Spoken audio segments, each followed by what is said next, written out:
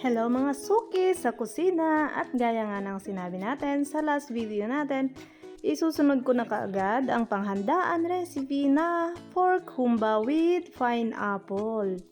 So make sure na mapanood nyo itong video para naman maihanda nyo ito sa susunod na handaan ninyo.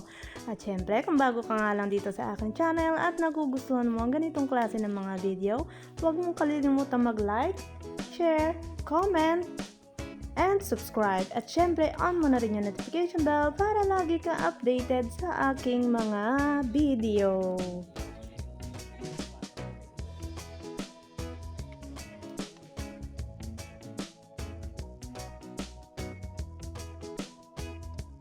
So, ito yung mga sangkap natin. Meron din ako diyang carrots na iprinito. Syempre, hindi mawawala ang ating bawang at saka sibuyas. Ayan. At syempre, gaya nga ng dati, yung ating pork ay naisang kutsako na. Ang pork na gagamitin natin ay yung may taba. So, bali yan, mix ng pata at saka jole. And meron din hinalo tayo dyan, yung tenga ba ng baboy. Mix na natin yan dahil sinangkutsa lang natin, ginisa sa bawang sibuyas. At saka tinimplahan natin siya ng patis, asin, paminta. At saka nilagyan din natin ng laurel na pangtanggal sa lansa. Okay, so magigisa na tayo dyan ng bawang.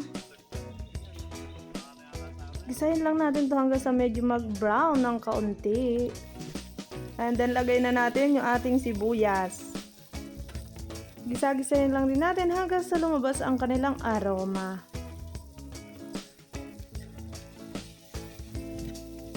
And then syempre after nga natin magisa ang bawang sibuyas, maglalagay na tayo dyan ng pampabango at pampalasa na patis. Ayan, so tansyahan lang ang paglalagay guys ha. And then ayan na nga yung sinangkutsa natin na baboy. Lalagay na rin natin dyan at nang maigasa-gasa na rin ito. So ayan, medyo nagdidikit-dikit siya kasi may halo itong pata.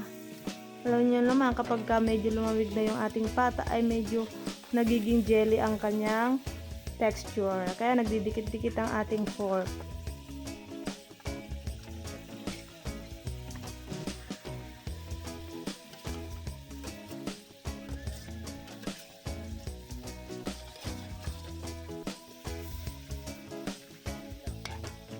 Yan, so gisa-gisahin lang natin, ganyan, hanggang sa maghiwa-hiwalay na yung nagdikit-dikit na nag-jelly-jelly dyan na ating pork.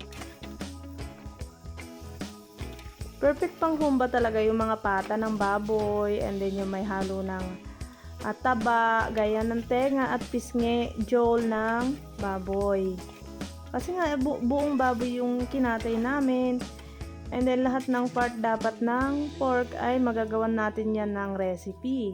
So mamaya papakita, ay sa next video naman, papakita ko rin naman yung pagluto namin dyan ng mga laman loob ng baboy. Nagagawin natin crispy dinuguan. So naglagay nga ako dyan ng pineapple chunks. Pati yung juice ay ilalagay natin kasi pampatamis siya. And then naglagay tayo dyan ng paminta. Ayan. So not enough yung pineapple na nilagay natin dyan. So, hinintay pa natin at nagpabili tayo. Naglagay din tayo dyan ng sugar. So, medyo kinapos-kapos na ako sa pangsangkap dyan. Nilagyan ko nga yan ng white sugar. And then, nagpabili pa tayo ng sugar sa tindahan at saka pineapple kasi sa tingin ko hindi enough ito. At ayan na nga, dumating na nga yung sugar. Naglagay pa tayo dyan. Ayan. And then, naglagay tayo dyan ng kunting tubig. Kasi mahirap maghiwa-hiwalay ang ating pork at saka wala siyang masyadong sauce. So nag-add tayo dyan. Konti lang naman yung nilagay kong tubig. Kalahating cup lang yan. So while nagwe-wait tayo sa another pineapple natin, halu-haluin pa lang natin ito. Ayan. Importante kasi yung pineapple kasi yan ang magpapalasa dyan guys. So ayan, so dumating na nga yan. Nakabili na naman na another pack of pineapple na may juice tsaka chunks ng pineapple. And then pampakulay natin at pampalasa rin ay lalagay tayo dyan ng tomato paste.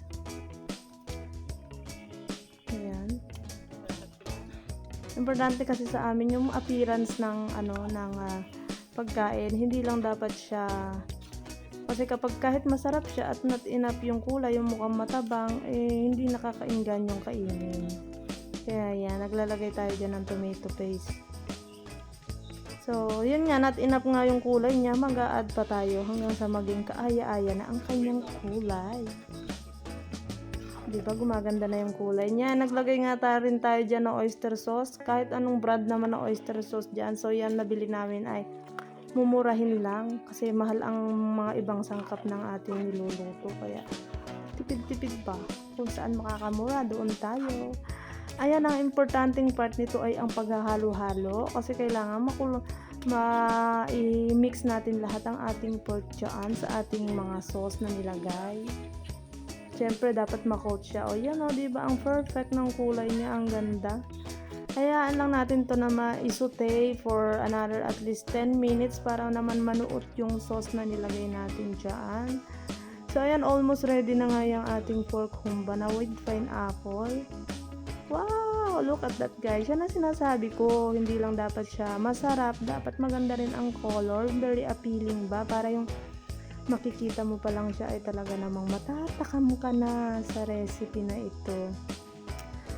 So, yun lang guys. Sana ma-try nyo din po ang recipe na ito. At syempre, kung bago ka lang dito sa aking channel at nagugustuhan mo yung ganitong klase ng video, huwag mo naman kakalimutan mag-like, comment, share, and subscribe syempre. Syempre, on mo na yung notification bell para lagi ka updated sa aking mga panghandaan, recipe. To our next video naman, tuturo ko naman sa inyo kung anong ginawa namin dun sa mga laman loob ng baboy. Kasi nga, diba, sinabi ko paulit-ulit na nagkatay tayo dyan ng buong baboy and then gagawan natin siya ng iba't ibang klase ng lutuin. So, nakagawa nga tayo dyan ng minudo, ng estopado. Ano pa ba yung naluto natin dyan? Nakaluto din tayo ng kilayin. Ayan, so bali sa isang buong baboy, nakagawa kami ng 7 putahe. Yes, oo, 7 putahe lahat yung nagawa natin dyan. Kasi meron din tayo dyang lechong kawali. Hanapin nyo na lang sa video ko kasi kompleto naman yung mga video na na-upload ko. So, yun lamang guys. Thank you and see you guys on my next video.